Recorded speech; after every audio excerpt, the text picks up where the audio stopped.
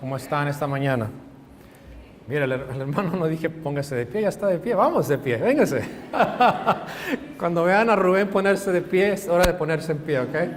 Ya sabe, él está listo. Vamos al libro de Hechos, capítulo 23. Vamos al 22, el último versículo primero, y vamos a seguir de ahí en adelante. ¿Ok? Versículo 30, capítulo 22, versículo 30. ¿Recuerdan la semana pasada qué pasó? Pablo es tomado preso, da su testimonio y dice que también fue llevado para ser protegido por los soldados romanos. Versículo 30 dice: al día siguiente, queriendo saber de cierto la causa por la cual le acusaban los judíos, le soltó de las cadenas y mandó a venir a los principales sacerdotes y a todo el concilio, y sacando a Pablo le presentó ante ellos.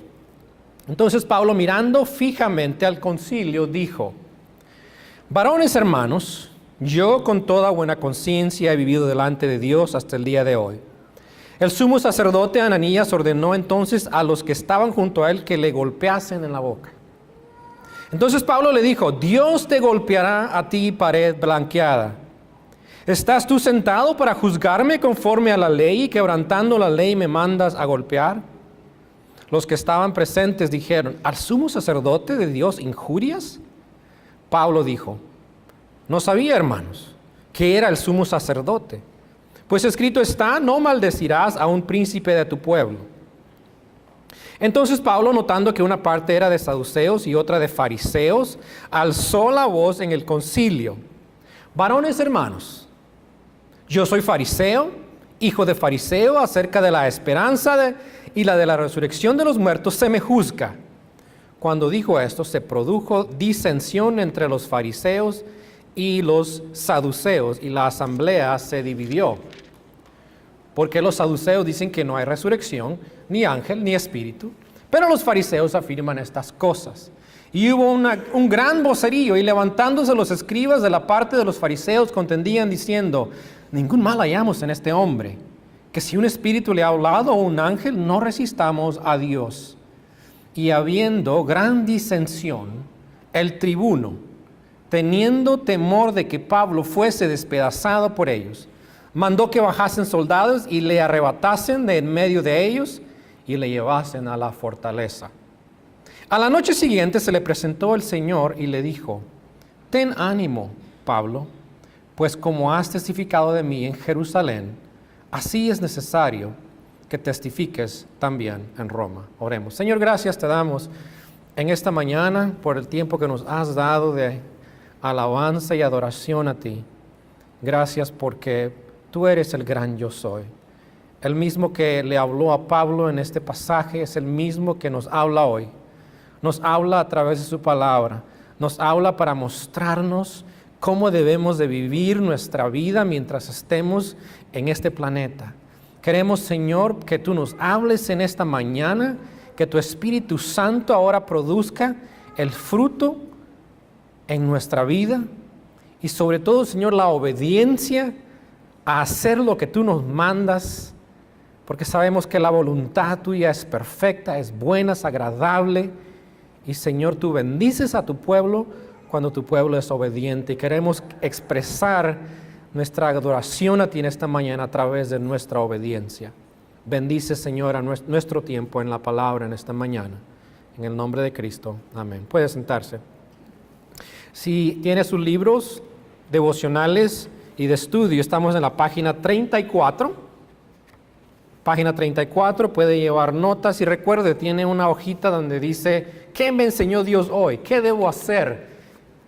El propósito de esto no es para que tenga algo para hacer sus dibujos mientras está aburrido, sino que usted escriba lo que Dios le está hablando en esta mañana. Pida en este momento que Dios le hable. Diga: Señor, ¿qué quieres enseñarme en esta mañana? ¿Qué quieres que yo haga con lo que tú me vas a enseñar en esta mañana? Eso es lo que quiero que piense y pida a Dios en esta mañana. Esta semana hemos escuchado sobre tragedias. Miramos la maldad humana que es tan evidente en nuestro mundo. nos hace pensar mucho sobre el cuidado de Dios. Queremos que Dios nos cuide. Queremos que Dios no nos permita pasar nada malo. Y aunque es una petición noble, es algo bueno para pedir a Dios. Dios no nos cuida siempre de esa manera o de la manera que nosotros queremos. Dios no nos va a proteger de los resultados del pecado muchas veces. Muchas veces no nos va a proteger de la naturaleza que está bajo la maldición del pecado, que también produce ciertas cosas en nuestra vida o en nuestra sociedad que son malas para nosotros. El cuidado de Dios no quiere decir que yo no voy a sufrir jamás. No quiere decir que yo no voy a pasar por sufrimiento. El cuidado de Dios va mucho más allá de lo físico. Lo primero que Dios quiere en tu vida antes que cualquier cosa es salvar tu alma. Él quiere salvarte a ti. Detrás de tu cuerpo hay una persona. Esa persona no es el cuerpo, es parte, pero es una alma que Dios ha creado. Dios quiere salvarte. Dios quiere darte la vida eterna. Eso es lo primero que Él quiere hacer. Inevitablemente todos nosotros vamos a morir físicamente, como miramos en esta mañana en nuestra clase de conexión.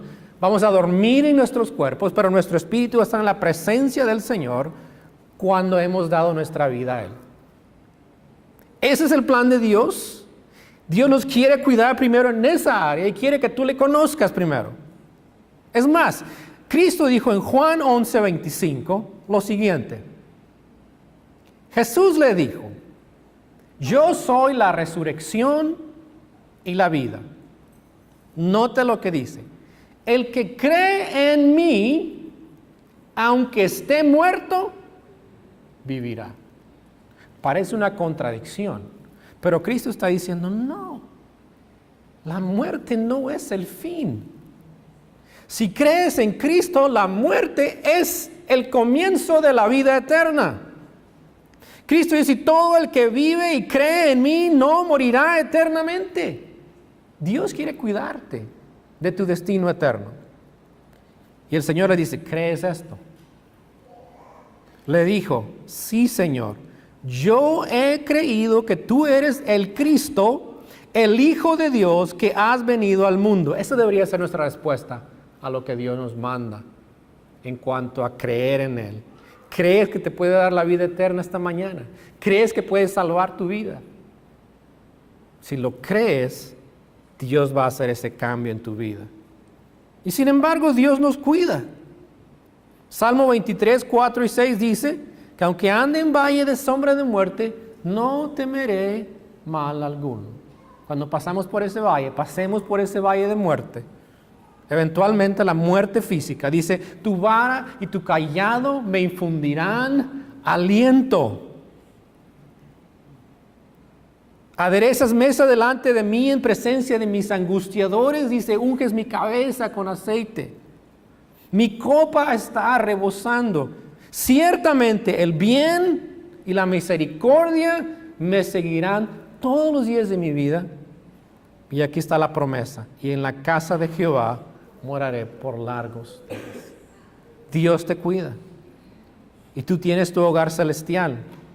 Y te va a seguir cuidando mientras tú estés bajo la voluntad de Él. Mientras tu vida se alinee con su voluntad. En el caso de Pablo, en este pasaje lo miramos.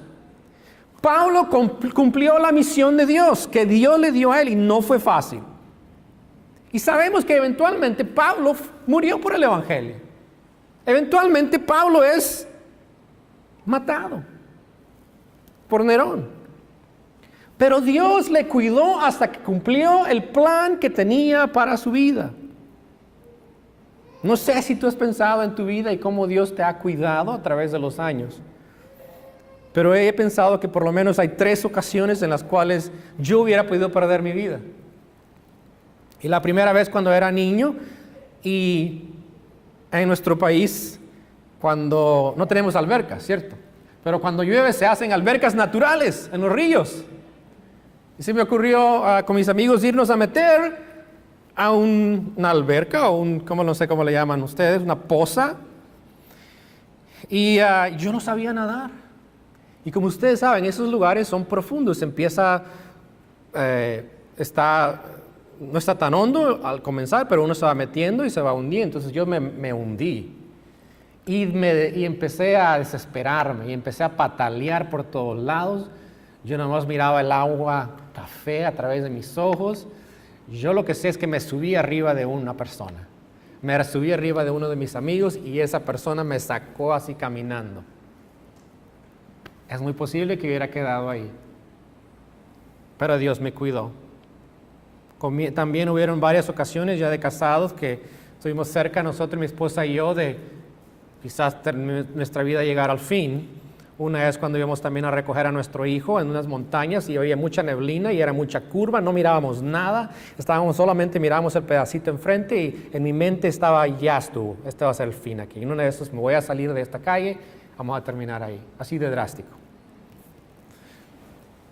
Y la otra vez también, que sucedió cuando íbamos manejando en la autopista y nuestro carro estaba lloviendo mucho, llevamos el carro de mi hijo, yo no sabía cómo manejar en el agua, pero lo que sé es que de repente mi carro empezó a nadar, empezó a levantarse. Yo no sabía cómo manejar esto, si es que yo yo lo único que pude hacer, lo que yo sabía es meterle el freno, la peor cosa que uno puede hacer. Yo le metí el freno a ese carro lo más fuerte que pudo, y metí el freno a ese carro y ese carro empezó a dar vuelta, y empezó a dar vuelta, en la autopista yendo en la línea casi más rápida de la mano derecha, empezó a dar vuelta. Yo dije, aquí estuvo, ya estoy. Cuando el carro llegó hasta el nivel así, que uno puede mirar al lado de los carros, dije, ay, no hay ningún carro, pero dije yo, aquí va a venir un carro y nos va a acabar. Siguió dando el carro por este lado, sale dando aquí, y yo cuando llegué aquí lo pude enderezar y seguí adelante. Entonces inmediatamente pasó un carro y se nos quedó viendo así como diciendo, ¿qué es lo que acabamos de ver en este momento? Honestamente les puedo decir que yo dije también y mi esposa también dijo, ya estuvo aquí. Ahora después entendimos que en ese momento de la familia de donde veníamos, que teníamos una reunión, estaban orando por nosotros, estaban orando por la protección de Dios. Y después de eso dije, bueno, Dios tiene un plan para nosotros. Porque si no, no hubiéramos terminado vivos. Dios tiene un plan, Dios quiere que cumplamos ese plan y Dios nos va a proteger hasta cumplir ese plan. Dios tiene un plan para Pablo y vemos cómo lo cuida a través de las cadenas. Miramos en este pasaje cómo Dios le protege y le conforta en medio de la interrogación que sufre y el ser acusado injustamente. Y nos enseña a nosotros de cómo Dios nos cuida cuando somos interrogados, cuando somos acusados por nuestra fe, y cómo Dios nos protege y nos conforta. Miremos primero cómo Él es interrogado, versículos 24 a 29. Versículo 24 dice que Pablo fue amenazado, dice, para ser castigado. Versículo 24, que no lo leímos, dice que en ese momento le ataron con correas y estaban listos para azotar a Pablo. Es más, el azote que iban a usar era un hueso pegado a una cinta, o posiblemente eran bolitas de plomo, de tal manera que cuando golpeaban la espalda de esa persona, los pedazos de la carne de la espalda salían volando por todos lados.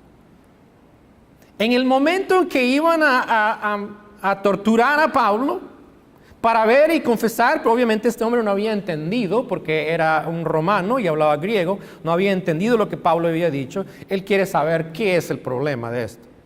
Y en ese momento, Dios cuida de Pablo. ¿Qué hace Pablo? Versículo 25 dice que él pregunta algo. ¿Os es lícito azotar a un ciudadano romano sin haber sido condenado? Pablo hace una pregunta retórica. Si es legal o no castigar a un ciudadano romano. Pablo sabía que no era legal, era un crimen. Es más, Cícero dijo, apresar a un ciudadano romano es un crimen, azotarlo es una abominación, matarlo es homicidio. Y Pablo era romano de nacimiento. Es más, le dice a él, yo soy ciudadano. Dice, ¿eres tú ciudadano romano? Él dijo, sí.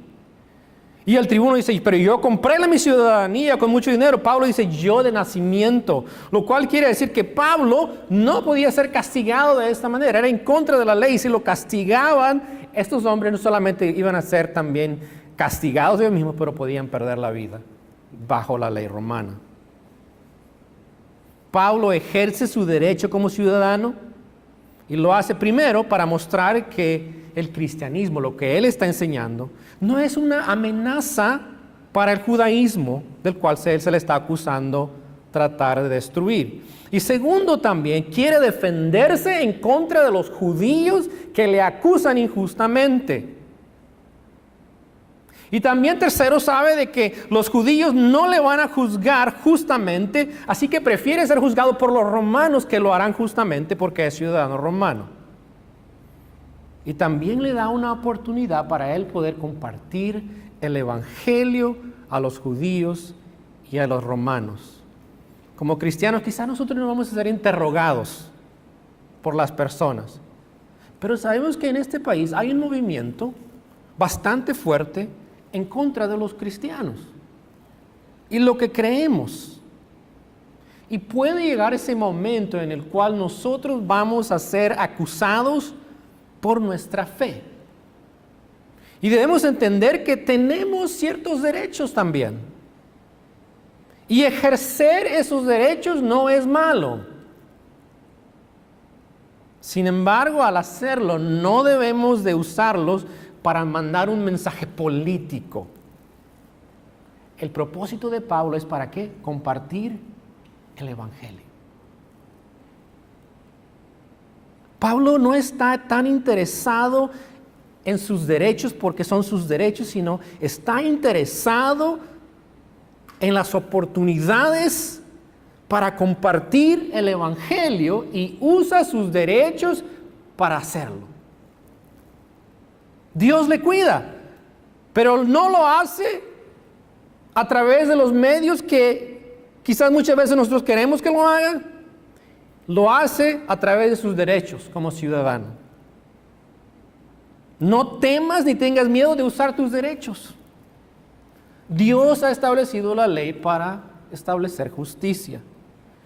Dios te va a cuidar de ti siempre cuando estás bajo su voluntad. Dios te ha dado el conocimiento y debes de estudiar, de saber no solamente la escritura, pero tus derechos. Debes de saber mucho más la historia, la cultura, la ley de donde vives. Y lo que pasa muchas veces nosotros como cristianos no quiero decir somos ignorantes porque se suena muy fuerte. Pero a veces se nos acusa a nosotros de ser ¿qué? Personas ignorantes, que no sabemos nada. Que nos dejamos llevar por las cosas ciegamente. Parte de eso es cierto porque nosotros no ponemos empeño en conocer nuestros derechos, en conocer la escritura, en conocer lo que Dios nos ha mandado a hacer, en conocer la historia. Pablo sabía la historia. Estudiar otras áreas también. Creo que el cristiano es importante que sepa sobre la ciencia, la biología, la teología. Porque un cristiano que conoce puede ejercer sus derechos mejor y además puede también tener mejores oportunidades para compartir el evangelio. Una de mis oraciones que a veces hago a Dios es: Señor, protégeme, pero ayúdame a ser sabio en mi caminar, a no hacer nada sin pensar, a tener cuidado en todo lo que hago, a cuidar mi cuerpo. Tú eres soberano de mi vida, te pertenezco a ti. Algo así va mi oración. ¿Por qué? Porque creo que Dios nos cuida y nos protege también dentro de las cosas que hacemos que son de acuerdo a su voluntad. A veces la gente quiere probarme y decirme: oye, porque si Dios es soberano y yo me paro en un edificio de alto y me tiro, ¿me va a cuidar Dios? Le digo: no, te vas a morir. Y Dios sabía que lo ibas a hacer. ¿Sí me entiende? A veces la gente quiere decir: oh, es que si Dios es tan poderoso. Dios te cuida también usando tu sabiduría, usando lo que tú sabes, usando lo que es prudencia, usando lo que es bueno, lo que sabes que es su voluntad. Y creo yo que Dios te protege dentro de esa voluntad, mientras Dios cumple su plan para tu vida. Y lo hizo con Pablo. Mientras él estaba interrogado, Dios lo cuida. Segundo lugar, Pablo también es acusado. Dice que al siguiente día, ¿qué sucede? Es soltado por Claudio Lisias, el tribuno, y quiere escuchar las acusaciones en contra de él. Claudio llama a los principales sacerdotes y a todo el concilio, 71 hombres en total. Pablo sabe que Dios le está cuidando. Y esta es una oportunidad para compartir el evangelio. Vea el versículo 1 que dice que Pablo mirando fijamente al concilio. Esa palabra aparece varias veces cuando Pablo está fijamente, por ejemplo, confrontando a un demoníaco, a una endemoniada. ¿Se acuerdan de esta mujer? La idea es que Pablo tiene discernimiento. Pablo puede ver el estado espiritual de estos hombres. Como cristianos nosotros tenemos que tener esa clase también de discernimiento. Además, versículos 1 y 2, Pablo le dice que él tenía una conciencia limpia. Dice, yo he vivido delante de Dios con limpia conciencia. Es un tema que Pablo habla mucho en la Escritura. Quiere decir que Pablo vivía de una manera que no había nada en su vida del cual él se sentía mal, ya sea que no hizo o había hecho que estaba mal. Y sin embargo, esto no produce un buen resultado. ¿Qué sucede cuando él dice estas palabras? Alguien no cree esto. Versículo 3, el sacerdote, sumo sacerdote, ¿qué hace? Va y manda que lo golpeen en la boca. Ahora, ¿esa era una violación en cuenta de la ley también? De parte del sacerdote en Levítico 19:15, dice que no debería de castigar a nadie sin antes juzgarle correctamente. Era algo en contra de la ley. No harás injusticia en el juicio. Y este hombre, sacerdote, estaba siendo injusto. Ananías, este hombre que era el sumo sacerdote, fue nombrado en esta posición por Herodes Agripa en el año 47 después de Cristo. Mira lo que Pablo le dice a él, le dice, ¿estás tú sentado, versículo 3, para juzgarme conforme a la ley, quebrantando la ley me mandas a golpear? Pero antes le dice, ¿qué cosa? Dios te golpeará a ti pared blanqueada. ¿Qué está hablando? En esos entonces tendrían los sepulcros que blanqueaban mucho. Entonces los limpiaban, pero ¿qué hay bajo los sepulcros? Muertos, ¿cierto? Los está acusando de hipocresía a este hombre. ¿Y sabe qué es lo interesante? Que esa era la verdad. Este hombre era hipócrita. Él había ordenado robarse las ofrendas de los sacerdotes, aceptaba sobornos, era violento y apoyaba a Roma, siendo judío. Y en el año 66 después de Cristo, durante un levantamiento de los judíos, huyó y se escondió en un acueducto, fue encontrado y ejecutado por judíos rebeldes. Así es que la profecía de Pablo se llevó a cabo. ¿Qué pasa? Pablo, después de decirle estas palabras, le dicen, oye, ese era el sacerdote, y quizá no lo reconoció porque se habían reunido rápidamente y no estaba vestido con las vestimentas apropiadas, no sabía quién era el sumo sacerdote. Pablo en versículos 4 y 5 dice que se disculpa. Y él dice, me disculpo porque Éxodo 22-28 dice que no debería de hablar de esta manera a un príncipe de su pueblo. Dios cuida, pero debemos hacer las cosas con discernimiento espiritual para evaluar el estado espiritual de otros con una conciencia limpia, pero listos también para aceptar y corregir cuando nosotros fallamos. Dios es sabio y Dios nos cuida dentro de estos parámetros. Y a veces como cristianos lo que sucede es esto, actuamos muy orgullosamente. Oh, Dios me va a proteger, sin considerar las cosas bien. O actuamos desordenadamente, impulsivamente, y la gente lo puede ver. Pablo no actúa de esta manera. Esta clase de actitud negativa limita las posibilidades de poder testificar el evangelio y también nos expone a nosotros a ser maltratados y a sufrir persecuciones por nuestra culpa. Pablo no solamente intenta hablarles del evangelio a ellos a través de empezarles a hablar sobre su vida, pero ahora empieza a hablarles a ellos de la doctrina bíblica, versículos 6 a 10. Intenta otra vez y se da cuenta que hay dos grupos de personas, judíos, fariseos, saduceos. Y obviamente los fariseos, Pablo había sido uno de ellos, ellos creían en la resurrección. Y él quiere hablar sobre este tema, sobre la resurrección. ¿De qué? De la resurrección de Cristo. Quiere comenzar a hablar sobre Cristo, la primicia de entre los muertos, que ha resucitado y a través de él nos puede dar la vida eterna. Pero ¿qué sucede? Hay otro grupo, que son los saduceos, que no creían en la resurrección. Eran hombres realmente muy mundanos, no creían en lo espiritual, eran los que tenían el poder político en ese entonces. Y entonces se crea una división. De tal manera dice que llevó a un gran vocerío. Y en ese gran vocerío los fariseos dicen, nosotros apoyamos a Pablo, es posible que Dios que le haya hablado a él. Y los saduceos dicen, no puede ser, eso no existe. Pablo intenta, pero no sucede lo que él está esperando, compartir el evangelio. Y aquí vemos también el cuidado de Dios. Vea el versículo 10. ¿Qué sucede? Habiendo gran disensión, el tribuno, teniendo temor de que Pablo fuese despedazado por ellos. Esto es serio.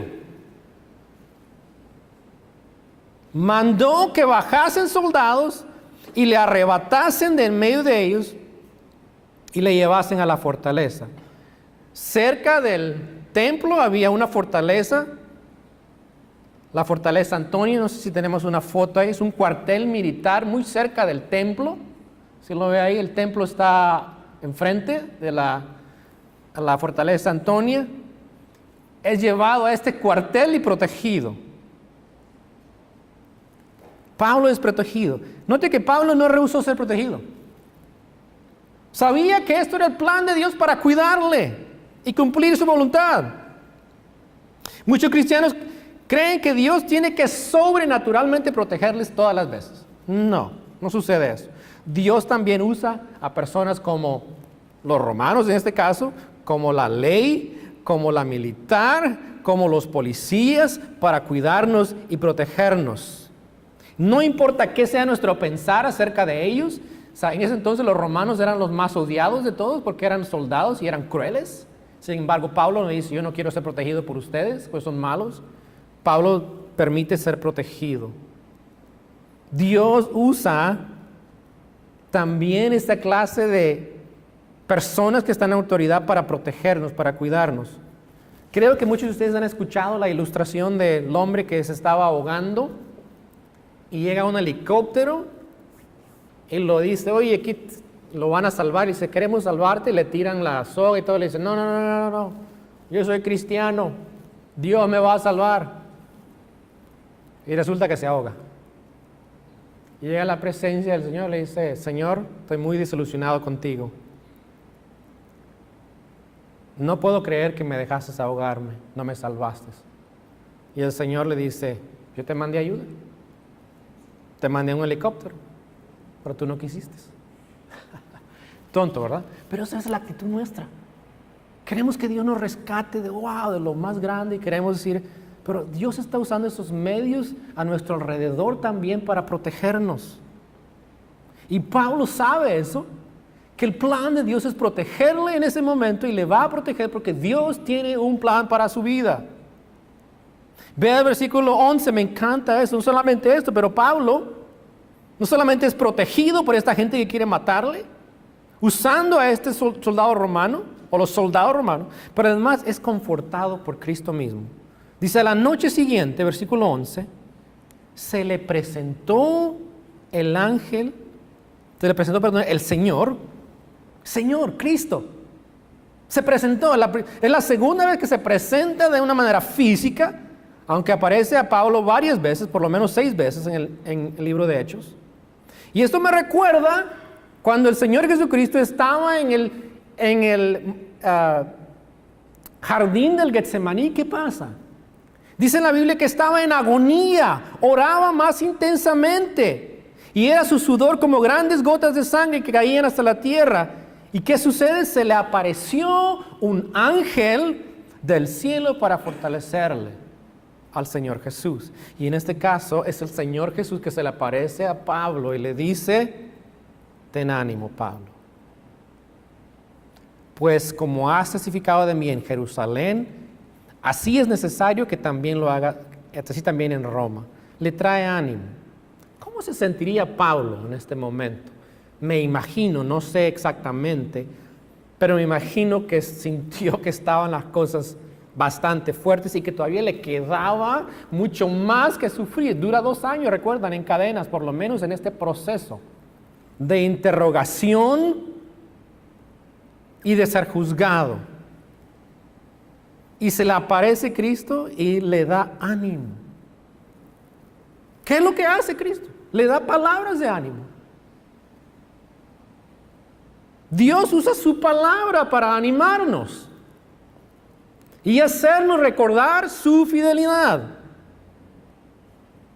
Dios le asegura a Pablo que está bajo la voluntad de Él y que Él va a cumplir esa misión que Dios le ha dado de testificar en Roma. Lo que no hace Cristo es esto. No le dice: te prometo que no vas a sufrir más.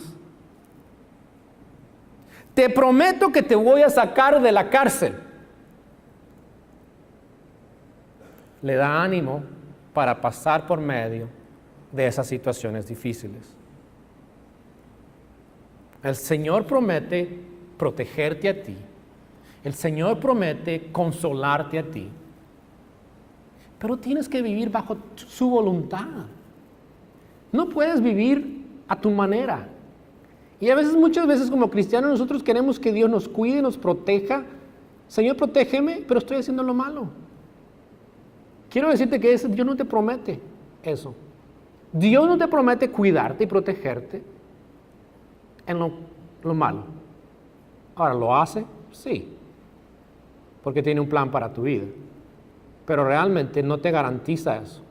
Pero lo que sí sé es cuando estás bajo la voluntad de Dios, Dios te va a proteger hasta que tú cumplas esa voluntad que Él tiene para tu vida.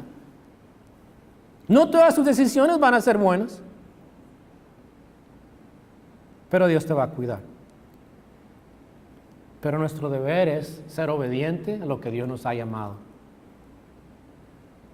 Segunda de Corintios 1, 3 al 9 dice: bendito sea el Dios y Padre de nuestro Señor Jesucristo, Padre de misericordias y Dios de toda consolación, el cual nos consuela en todas nuestras tribulaciones, para que podamos nosotros consolar a los que están en cualquier tribulación por medio de la consolación que aunque nosotros somos consolados por Dios. Pablo lo hizo.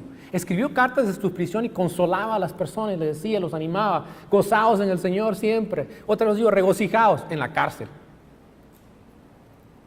Porque de la manera que abundan en nosotros las aflicciones de Cristo, así abunda también por el mismo Cristo nuestra consolación. Pero si somos atribulados es para vuestra consolación, dice Pablo. Yo estoy atribulado, pero es para que ustedes sean consolados, y salvación, para yo poderles comunicar a ustedes el Evangelio y ustedes crean ese Evangelio.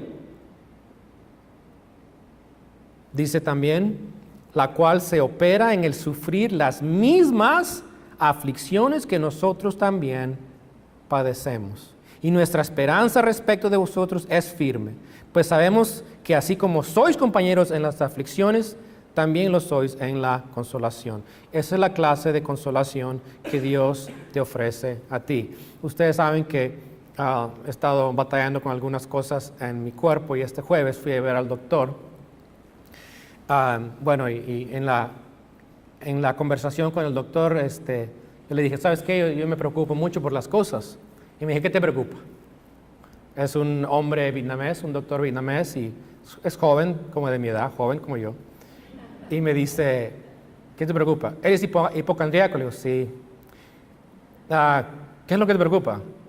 Pues realmente, le digo yo, después de haberle explicado, dolor de estómago, espalda, le digo: no, pues realmente es mi cuerpo, le digo yo. Eso es lo que más me preocupa. Me dijo él: ¿sabes qué? Yo tenía ese problema también. Pero un amigo me dijo algo. Y me dijo que lo que yo estaba haciendo me estaba robando el gozo. Yo no respondí.